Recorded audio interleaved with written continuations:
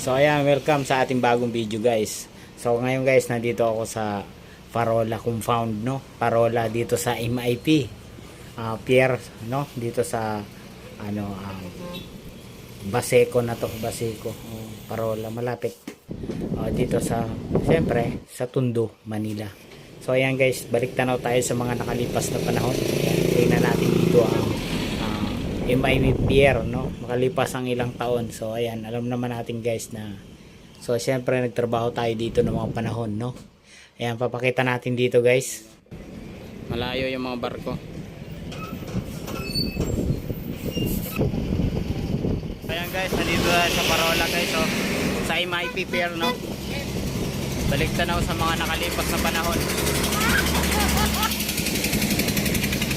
Mahangin guys, mahangin, no? Ayan, shoutout sa mga trackers natin dyan, no?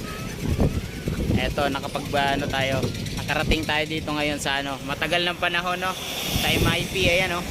Shoutout dun sa mga dati kong driver, no? Dun sa nang iwan sa akin dito. What? Sabi ka, iniwan mo ako dito guys.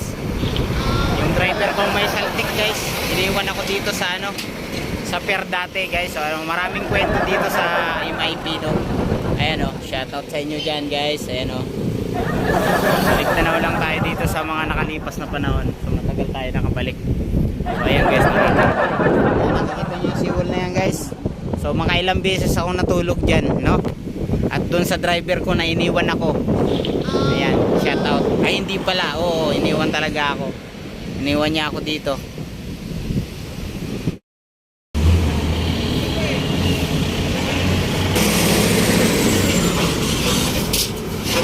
So ayan guys, balik tanaw tayo dito sa may Parola, no. Etong pier na to. Ayan, oh. So mga panahon natin na pag-alala sa nakalipas, no. Etong seawall na yan. Yan. Minsan diyan ako natutulog diyan. At saka maraming kwento diyan. Dati magulo dito, maraming tambay dito paggabi. Paggabi, ang daming dito. Ewan ko lang ngayon.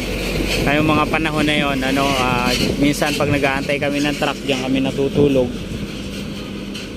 Minsan pag tatanga-tanga ka, makikita mo yung bulsa mo. Huwag ka maglalagay ng wallet, cellphone, kasi minsan warak na yung bulsa mo. Pag nakaidlip ka dahil sa pagod, winawakwak nila yung mo, bulsa.